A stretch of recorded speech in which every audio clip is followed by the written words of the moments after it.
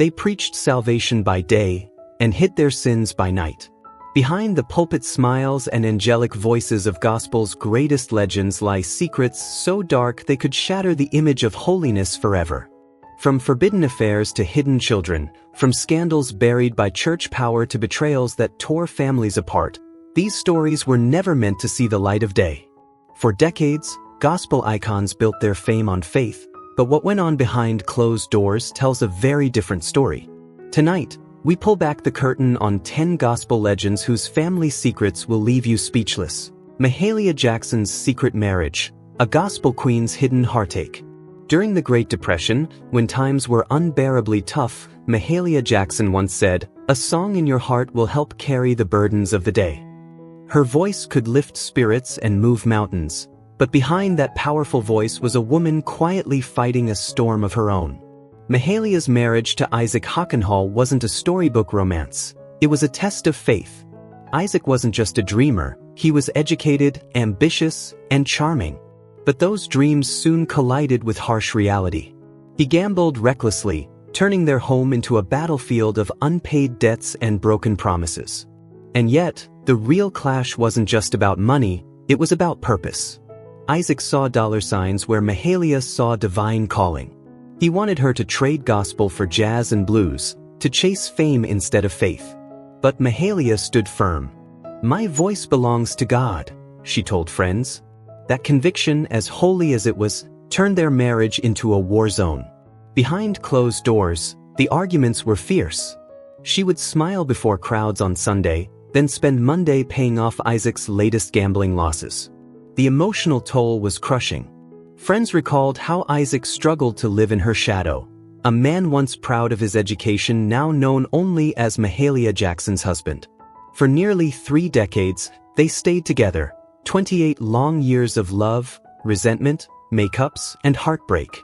Every note Mahalia sang carried echoes of her private pain, though her audiences never knew. Her music became both her weapon and her refuge, a way to pour out sorrow without ever saying a word. By 1964, the marriage had run its course. The divorce was quiet, handled with the same grace she carried on stage. No scandal, no tabloids, just silence and a broken heart. What's remarkable is how Mahalia managed to keep this entire chapter hidden. Long before the days of social media and relentless gossip, she preserved her image as the unshakable queen of gospel. But behind that radiant smile was a woman who learned the hardest truth of all, that even the holiest hearts can break. Clara Ward's mother drama, the gospel queen's silent battle. Tonight, we shine a light on one of gospel's most dazzling and most heartbreaking stories, the rise of Clara Ward and the storm that raged behind her heavenly voice. Clara wasn't just a gospel star, she was gospel's original diva. But her fiercest battles weren't with record labels or rival singers. They were with the one person who should have protected her the most, her own mother, Gertrude Ward. Gertrude wasn't your average stage mom, she was a force of nature. A woman who managed Clara's career with the precision of a general and the authority of a queen. Nothing happened without her approval. She chose Clara's wardrobe, dictated who she could see, what she could eat, where she could go, even what she could think. In the gospel world, people whispered her name with a mix of fear and respect. To cross Gertrude Ward was to invite chaos. The Clara Ward singers weren't just a group, they were Gertrude's personal army, marching to her every command. She'd shout down promoters, humiliate rivals, and bulldoze her way through the industry. Behind closed doors, though, Clara was suffocating. Friends later revealed that she often wept in silence, saying she felt like a prisoner in her own success. She loved her mother deeply, but that love came with chains. Gertrude's control wasn't limited to business. She ruled every corner of Clara's personal life, chasing away friends she didn't approve of and destroying relationships before they could blossom. "It's just how Mama is," Clara would say, trying to hide the pain. But everyone in gospel knew she was living under an iron fist. The tragedy was that Gertrude was brilliant. She had a business mind sharper than most men in the room. She built Clara's empire, but at the cost of her daughter's freedom. Clara couldn't escape the grip that both made her famous and kept her captive. And when she died, Those who knew her best said she left this world with a heavy heart, still torn between love and resentment, still haunted by the mother she could never truly break away from. The hidden legal battles of the Winans family. They were born into gospel greatness. The Winans family, a dynasty where harmony and faith flowed through generations like sacred blood. For over 4 decades, their voices lifted souls, filled churches, and shaped the very sound of contemporary gospel. But behind the anointed melodies and polished smiles, another story was quietly unfolding, one the public was never meant to hear. It began with business gone bad. When you mix family, fame, and fortune, things get messy fast. Contracts blurred, loyalties cracked, and before long, the same voices that once sang together in perfect harmony were clashing in courtrooms. What had once been Sunday fellowship turned into Monday depositions. The lawsuits told a story that no gospel lyric could redeem: disputes over ownership, unpaid royalties, and creative control. Some felt betrayed, others silenced. Brothers and sisters who once shared microphones now faced each other across legal tables, their trust shattered by accusations of mismanagement and missing money. The most painful part? They still had to perform, standing shoulder to shoulder on stage, smiling for cameras, pretending everything was fine while lawyers battled behind the scenes. Fans saw the image of a united Christian family. But behind closed doors, bitterness ran deep and family dinners turned cold. Despite it all, they guarded their reputation like treasure. They knew their name was their legacy, their ministry, their livelihood. So they kept the chaos hidden, shielding the public from the truth. Yet the scars lingered. Some of those legal fights stretched on for years, leaving emotional bruises that even time couldn't heal. The Winans family may have sung about heaven, but down here on earth, their harmony came at a heavy price. Aretha Franklin, the hidden scandal behind the Queen of Soul. Before the world crowned her the Queen of Soul, Aretha Franklin was just a little girl growing up in her father's church, a world filled with gospel hymns, sermons, and the sound of salvation. But behind the choir and the applause hid a story so painful, so secret, that her family spent decades keeping it buried. At only 12 years old, Aretha's life changed forever. She became pregnant, a child herself, about to bring another life into the world. The father, Edward Jordan, was a name the family barely whispered. When the baby was born on January 28, 1955, they named him Clarence, after Aretha's father, the legendary Reverend C.L. Franklin, one of the most powerful preachers in America's gospel circuit. For Reverend Franklin, it was a scandal that could destroy everything: his reputation, his ministry, his influence. And so, the family did what many did in that era. They went silent. They protected Aretha, and they protected the family name. But the silence didn't stop the heartbreak. Just 2 years later, at 15, Aretha became pregnant again, by the same man. By the time she turned 16, she was the mother of 2 boys, trying to balance motherhood, music, and the crushing weight of public judgment. Her grandmother Rachel and sister Irma stepped in, raising the boys while Aretha poured her pain and power into her music.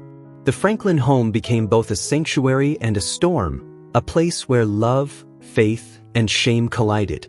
As Aretha's fame grew, the past followed her like a shadow she refused to acknowledge. She never spoke of those early pregnancies. Not in interviews. Not in memoirs. If anyone dared to bring it up, she'd shut it down instantly. To her, that part of her life belonged to no one but her and her sons. In the gospel community, people knew.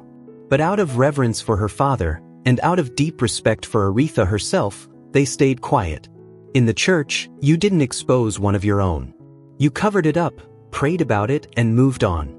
Yet those early experiences shaped the woman she became: strong, private, fiercely protective of her truth.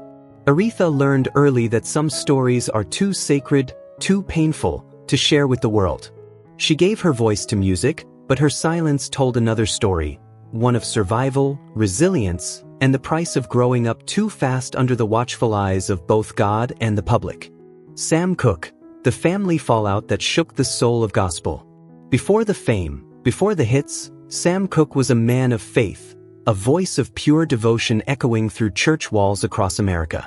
As the golden voice of the soul stirrers, he wasn't just singing gospel, he was lifting souls.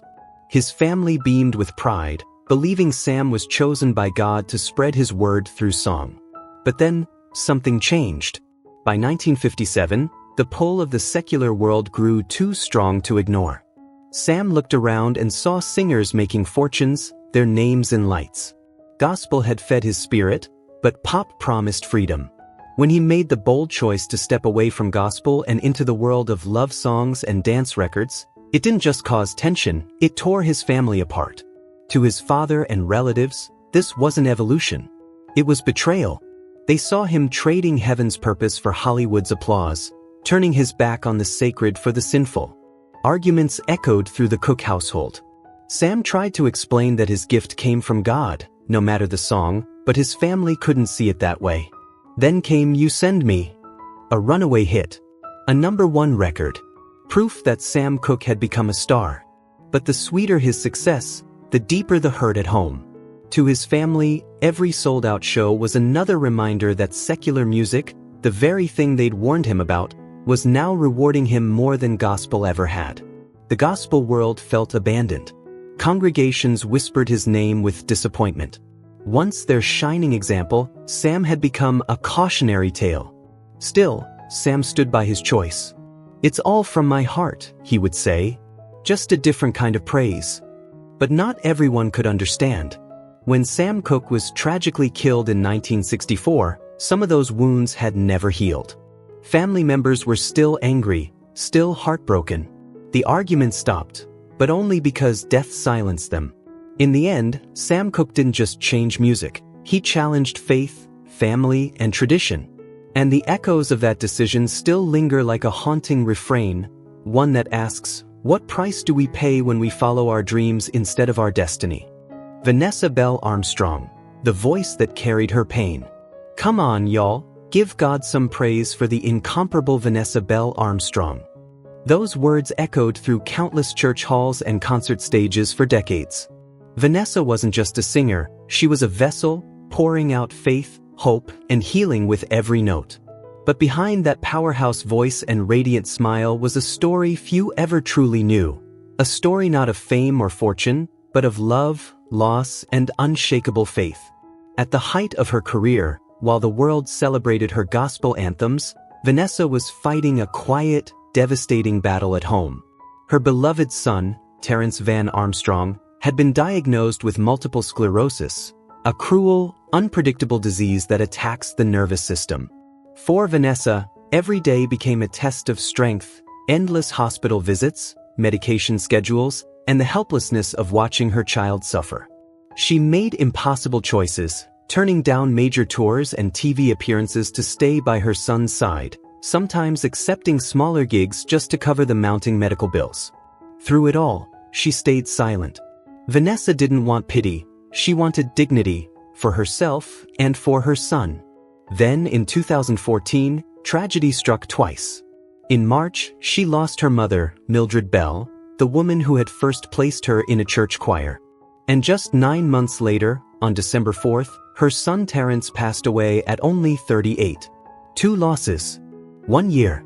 A mother's heart shattered beyond words. But Vanessa kept singing. Even when her voice trembled, even when her heart ached, she showed up. Each performance became both a prayer and a release, her way of surviving grief through the same music that once lifted others. Behind the glittering robes and gospel spotlight was a woman holding her world together with faith alone. She didn't chase headlines, she chose quiet grace. And even in her darkest hours, her belief never wavered. She continued to sing about healing, even as she prayed for her own. Today, Vanessa Bell Armstrong's story isn't just about gospel greatness. It's a story about the boundless love of a mother, the courage to endure unbearable loss, and the power of faith to keep singing when the soul feels broken. LaShawn Pace, the voice that carried heaven and heartache. How does it feel to be recognized this evening by BMI? LaShawn smiled softly, her voice trembling with gratitude. It feels like God put his hands on us and said, yes again. Every time LaShawn Pace stepped into a room, the air seemed to change. Her laughter, her light, her spirit, Everything about her glowed. And when she sang, people said heaven cracked open just a little wider. Her voice didn't just fill a room, it lifted it. It reminded people that no matter the pain, no matter the storm, God could still turn it around.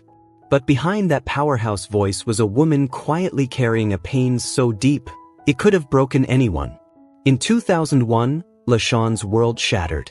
Her beloved daughter, Xenia, died suddenly of a heart attack, caused by an enlarged heart no one knew she had. The loss was devastating. And what made it worse was knowing how much her daughter had already suffered, bullied, misunderstood, and worn down by cruelty LaShawn tried desperately to shield her from. When tragedy struck, it wasn't just grief, it was guilt, confusion, and heartbreak all at once. Some nights, LaShawn cried until morning. Other nights, she stood on stage, tears hidden behind the mic, leading thousands in worship. It wasn't perfection, it was survival. To the world, she was strength and anointing. But to those closest to her, she was a mother fighting to hold it all together with nothing but prayer and sheer will. There were bills to pay, mouths to feed, and a calling she couldn't walk away from. So, she turned to the only place she'd ever found peace, her music. Singing became her refuge, her therapy, her lifeline. Each note she sang carried both pain and power. She didn't hide her brokenness, she brought it with her every time she opened her mouth. That's what made LaShawn Pace unforgettable. She sang with faith in one hand, heartbreak in the other, proving that even when your soul is shattered, your song can still save someone else's life. Reverend Timothy Wright, the tragedy that shook gospel music. Reverend Timothy Wright wasn't just another gospel singer, he was the godfather of gospel, a man whose voice could lift souls and fill churches from coast to coast. His music carried joy, spirit, and the kind of faith that could move mountains. But behind the music, fate was preparing a heartbreak that would silence even the strongest of voices. In 2008, Reverend Wright's life changed forever. While traveling with his family, a horrific car crash tore everything apart. The impact was brutal. His beloved wife and precious grandson were killed instantly. Just like that, two of the most important people in his life were gone. Reverend Wright survived, but he was left broken, both in body and in spirit. One moment they were laughing together on the road. The next, their world was destroyed. As Reverend Wright lay in a hospital bed, battling his injuries, the real pain came from somewhere deeper, the unbearable emptiness of losing the people he loved most. His recovery was long, grueling, and filled with endless hospital visits and surgeries. Yet, no medicine could heal the wounds in his heart. The gospel community rallied behind him, organizing fundraisers, holding prayer vigils, sending love from every corner of the country. But no amount of faith could erase the memory of that night. The medical bills kept growing. His strength kept fading. And a year later, in 2009, Reverend Wright passed away from complications tied to that same tragic accident. The crash that stole his wife and grandson eventually took him too. His death sent shockwaves through the gospel world. A legend, a mentor, a man whose voice once brought heaven to earth, gone. To his fans, it felt cruel. To his community, it felt like losing family. And to those who knew him best, it was a reminder that even the brightest lights can be dimmed in an instant. The Clark sisters and the father who wasn't there. Performing one of Frankie Beverly and Maze's biggest hits, please welcome the powerhouse of gospel grace, the legendary Clark sisters. The Clark sisters are gospel royalty. But behind the glitter of their harmonies and the glow of their success lies a story most fans never knew. A story marked by brilliance, sacrifice, and the aching silence of a father's absence. Everyone knows about their extraordinary mother, Dr. Mattie Moss Clark, the trailblazing choir director who built her daughters into gospel icons. She was a visionary, fierce, and unrelenting, shaping them with military precision and divine purpose. But while she molded their voices into instruments of heaven, their father was nowhere to be found. His absence echoed louder than any note they ever sang. It left a void no stage lights could fill, a wound that shaped their womanhood, their faith, and their understanding of love. Some of the sisters carried that pain into their relationships, forever haunted by the fear of being abandoned. Others buried themselves in music, chasing applause to drown out the quiet ache of being forgotten. For years, the Clark family kept this pain hidden, a silent chapter in an otherwise glorious legacy. Their father's name rarely came up, as if speaking it would break something fragile. Dr. Maddie tried to be both mother and father, mentor and protector. But even she couldn't erase the loneliness that crept in when the crowds went home and the microphones went silent. It wasn't until decades later, through interviews and the powerful Clark sisters biopic, that the truth began to surface. They finally opened up about the heartbreak of growing up without their father, revealing how that void shaped their music, their strength, and their sisterhood. To the world, they were untouchable, gospel perfection. But behind those angelic voices were daughters who learned that even divine harmony can be born from pain. Tasha Cobbs Leonard, the therapy journey that saved her life. It is not God's will for us to die in depression. Those were the words that changed everything for gospel powerhouse Tasha Cobbs Leonard, a woman whose voice tore through darkness with songs like Break Every Chain and For Your Glory. Her music healed millions. But behind the microphone stood a woman quietly fighting a war within. Off stage, the anointed singer who preached deliverance was drowning in silence. Each morning felt like climbing a mountain. The same joy she helped others find seemed unreachable for her own soul. Fans saw the spotlight but not the tears. They heard the praise but not the pain. Tasha grew up in a church culture that told her to pray it away. Therapy was taboo, almost a betrayal of faith. But prayer alone wasn't healing the wounds buried deep in her spirit. Years of unspoken trauma sat heavy on her chest. She sang through it, prayed through it, and smiled through it, until she couldn't anymore. Then came the moment that changed everything. She did what many in the gospel world feared most. She asked for help. Tasha walked into therapy, not as a superstar, but as a woman ready to face her truth. Session by session, she unpacked her pain, confronted her past, and began to breathe again. When she shared her story publicly, it sent shockwaves through the gospel community. But instead of judgment, it sparked something powerful: freedom. Her courage gave permission to others who had been suffering in silence. She reminded the world that faith and therapy are not enemies. God and therapy can go hand in hand, she declared. Healing didn't happen overnight.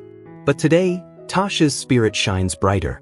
Her songs carry a deeper truth, born from survival, not perfection. She's still ministering, still breaking chains, but this time with a lighter heart and a louder message. Healing is holy. Asking for help isn't weakness, it's wisdom. And there you have it, 10 family secrets that shook the very foundation of gospel music. Behind every Sunday smile and heavenly voice were stories of pain, betrayal, and redemption the world was never meant to see. But maybe that's why these legends endure, not just for their voices, but for their humanity. If this story opened your eyes to the hidden struggles behind gospel's brightest stars, like, share, and subscribe for more untold stories from exposed Hollywood. Until next time, keep watching, keep questioning, and remember, every legend has a secret,